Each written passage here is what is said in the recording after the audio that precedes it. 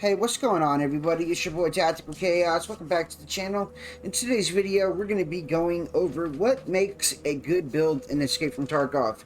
First off, you got to have a build that can, well, at least for assault rifles, something with recoil that you can handle, right? You don't want your gun bouncing all over the screen because then you're going to start missing shots, bro. Lose sight of enemies and lose a lot of fights that way. So you want a weapon that is, really good to control, but you also want good ergonomics on your weapon, as well as sighting range, weight. All that shit helps for your maneuverability and accuracy. So what we're going to do right now is put together a mid-range build. So I'm only level 21 in the game and only loyalty level 2 with a few of my traders. I am by no means cracked at Tarkov, so this is just from a standard player to another. I found that this build right here is pretty easy to get at this level in the game and relatively cheap, and it's definitely effective on hostile enemies. So watch, let's show you guys how it works here in the shooting range, and then I'm going to take you guys over to the actual map and show you guys a couple quick reaction kills and how well this gun actually works out in a real raid. Alright, let's check it out. Right, so make sure it's on full auto.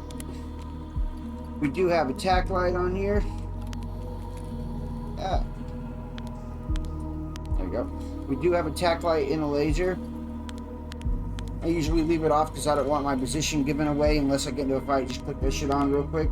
Alright, we are on full auto, so this is my M4A1 build. First, we're going to start off. We got 3 different sighting ranges on this. We got the secondary sight on the digital. Then we got 1x, and then we got 4x. So we got 3 different ways to, be sighted in. And I found that while you're running around in, CQB areas or just tight quarters, you're going to want to keep it right here on your secondary sights. Watch how good you can control the weapon with this.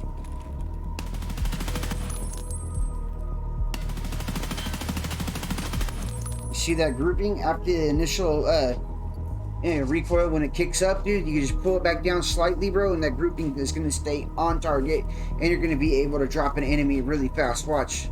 I'll show you guys a little incident in a raid that just happened a second ago.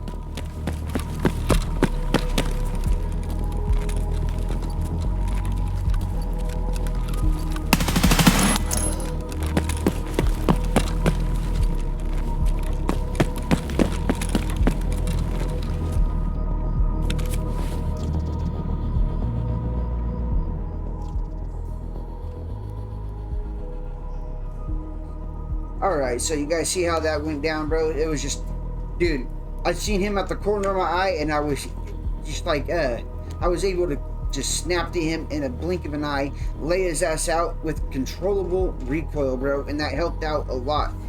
So the ergonomics are not the best on this gun either, and it still works really well. So let's go check out how I have the build.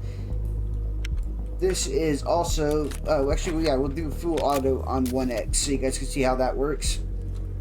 So this is sighted in at 1x on the actual digital scope. See how easy you can pull that back down? Now, it is a little bit different if you're going to be zoomed in at 4x. Obviously, you're probably going to want to be on single fire mode when you get to there. But we'll give it a shot. Let's see that target down there. See how well we can group it. See, when you get that far away and in 4x, it starts bouncing around a lot. So like I said, if he's far away, you're going to want to put it on single fire. But for hip fire, close range, all that shit, this build has everything mid-range to CQB, and hip fire element. So let's go check out how I have it put together. Alright guys, now that we're here at the modding table, let's check out the stats, the attachments, everything that I got put into the weapon, and which makes it, an ideal weapon for me to use. So first off, some of this stuff I did find in Raid. I do a lot of scav runs and like suppressors and stuff, and I put away all the, attachments I feel like will make a good build. But also you can find a lot of it on the flea market. First off, you're going to want to start off with the regular M4A1 build. Now this particular I just have the M4A1 receiver, which is nothing special. Only reduces recoil by 1%. I do got a few Gen 3 upper receivers that I put onto other guns, but in order to keep the gun at a relative price range, so that way you're not losing something extremely high priced, I'm showing it to you guys like this. Alright, so we got the regular M4A1 receiver on there, reduces recoil by 1%. Then we do got the ARE buffer tube, which does reduce recoil by 4%, which is an absolute amazing buffer tube for any M4 build. For the stock, we're going to be using the Chris Defiance DS150 stock FDE, which offers 32% recoil reduction and 9 ergonomic points. Then we're going to move on up here to the charging handle. I just got the avalanche charging handle, which gives you 3 additional ergonomics points, which every point helps with your handling of your weapon. You know, I find to be really important. We have the upper AR-15 Daniel Defense RIS-2 12-inch .25 handguard. This is Coyote Brown. This reduces recoil by, actually doesn't reduce recoil at all, but it does give you 2 ergonomic points. Then we're going to come over here. This is the bottom half of it. Yeah, this part reduces the recoil by 2% and gives you another 5 ergonomics points. And the reason why they had split these rails, this wipe, it wasn't like this last wipe, remember? But this wipe, we now have grenade launchers that we could put on our stuff. So, if you take that bottom handguard off, you can put grenade launchers on there, which is pretty cool. And I do have them on a couple other M4s, but they do mess with your ergonomics a lot and make the weapon a lot harder to handle. So let's move on from that. Next, we have just the regular ANPEQ-15 tactical laser device.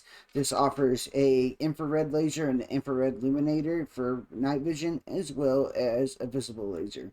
It's a great, it only takes away 1 economic point. It's a great laser device. Then we have on the Insight WMX 200 tactical flashlight. This thing is awesome. It looks cool, and it also offers an IR searchlight, which is cool too. So that way, if you want to have your stuff on at night and not have your tac light shining bright while you're wearing nods, this setup right here is going to be perfect for that. So you're not giving away your position. All right, next let's go over to the muzzle. The muzzle device, I do have on the AR-15 Griffin RNA gate lock hammer. This reduces recoil. This is the muzzle brake part of it. You have to have this in order to put the suppressor on it. It reduces recoil by 8.5%, which is awesome. And then you put on the suppressor on top of it, and that is another 14% in recoil reduction, which that's awesome right there. That is 22.5% recoil reduction on a suppressor setup, which makes the build operate amazingly. Next we have the gas block. So this is the AR-15 JP Enterprise gas block.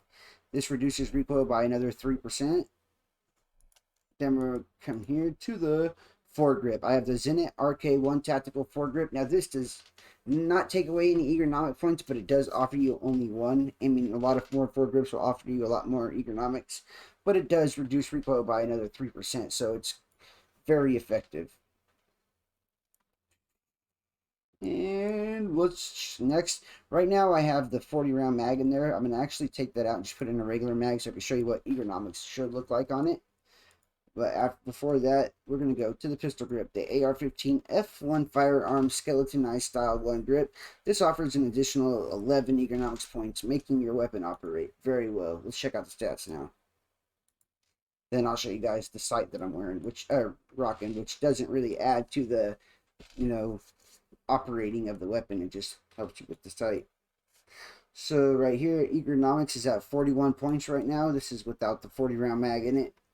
We have a sighting range of 800, vertical recoil 41, and horizontal recoil 112, making this weapon ideal. I mean, it operates beautifully, as you guys seen.